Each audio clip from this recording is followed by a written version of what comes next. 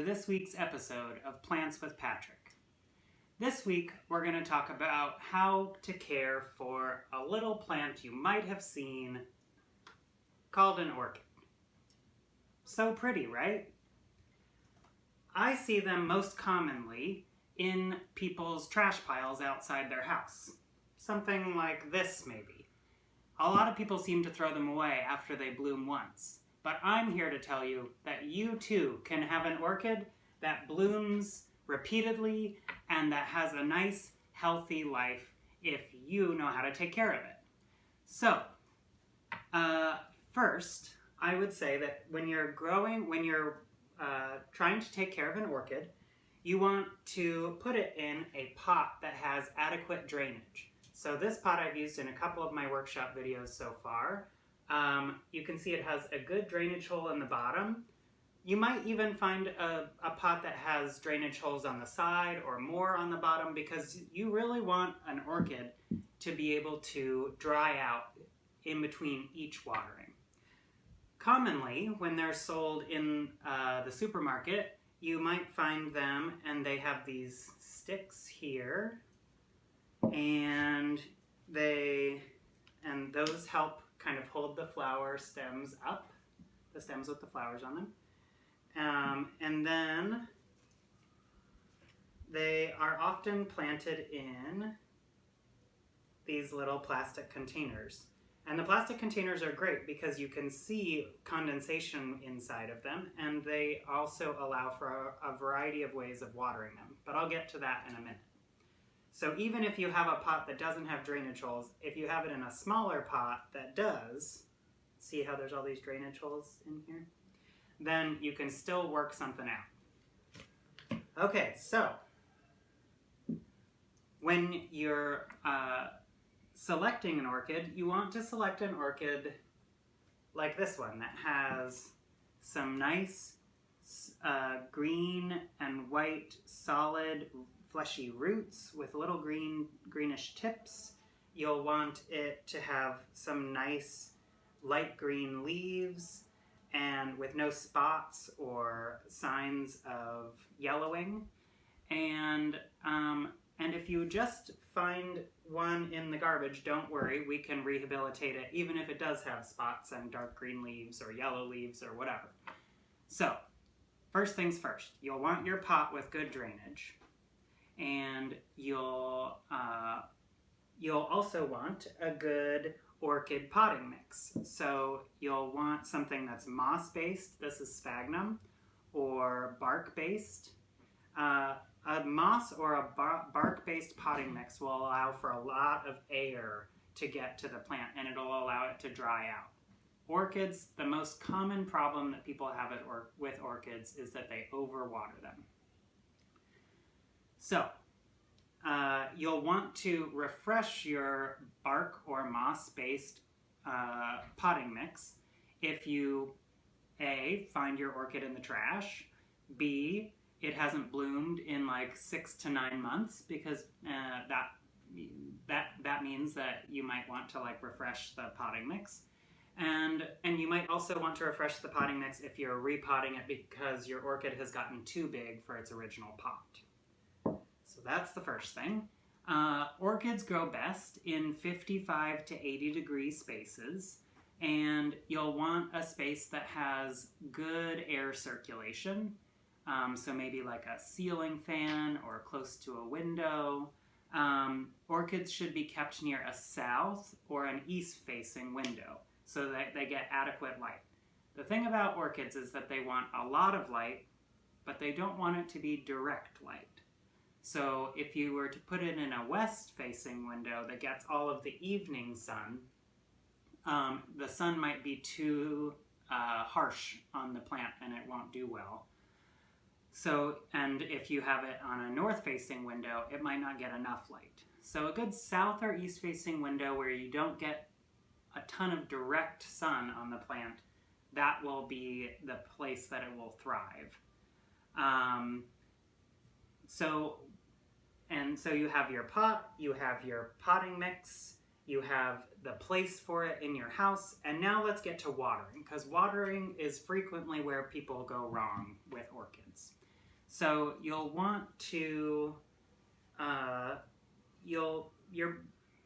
frequently and how much you water it is going to depend on the humidity of the space that you have it in and on the kind of potting mix that you have. Like a moss potting mix will hold water longer than just one that is purely made up of bark.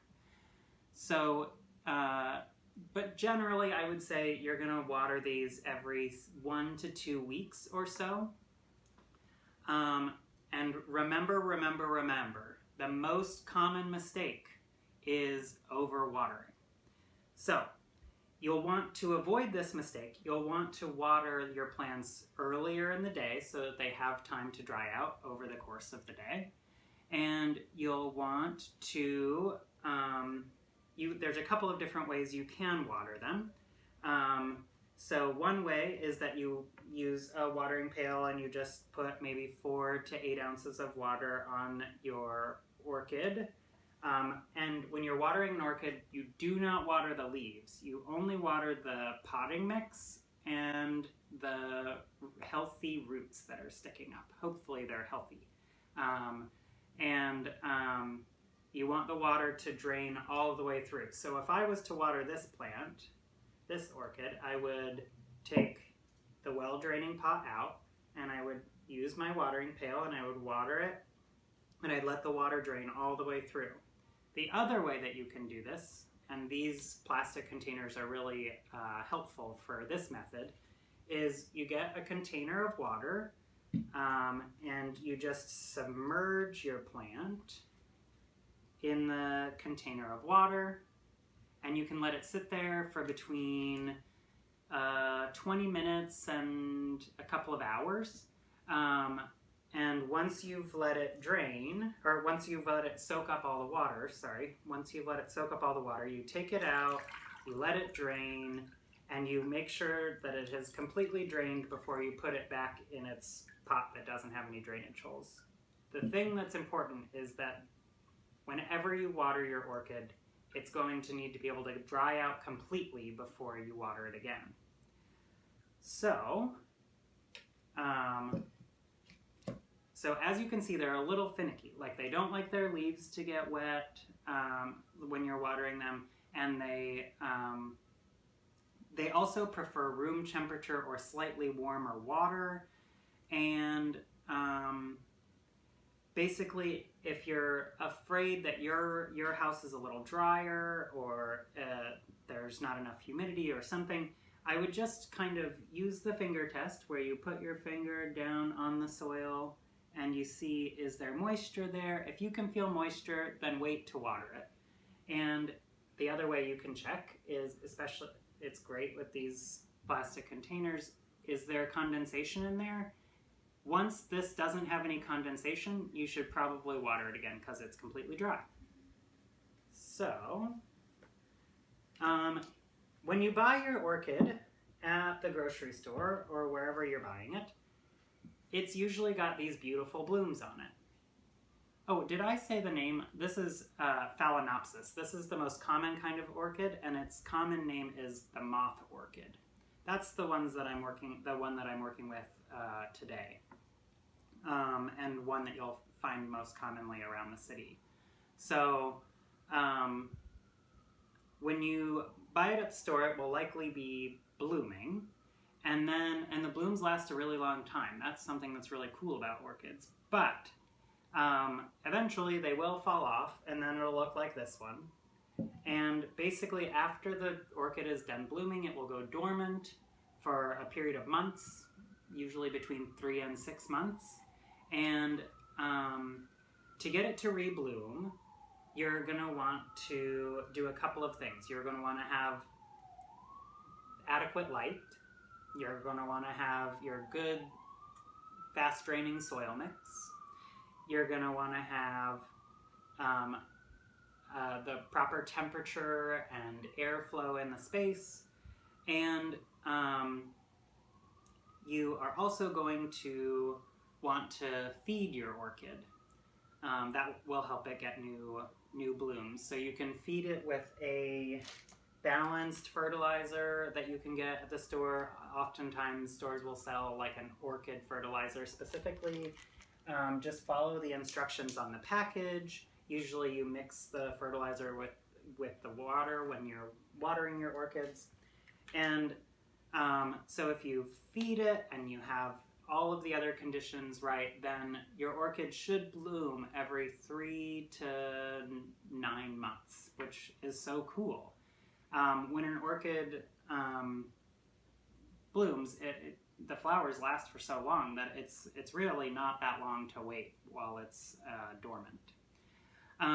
Okay, so then if your orchid is not reblooming, you're going to want to reassess your light, water, and container conditions. So maybe the leaves of your orchid have gotten kind of dark and emerald green, and that would mean that your orchid is getting too little light. So you'd want to move it to a place where it's getting a little more light. Maybe your leaves are getting yellow, and that would mean that it's getting too much light.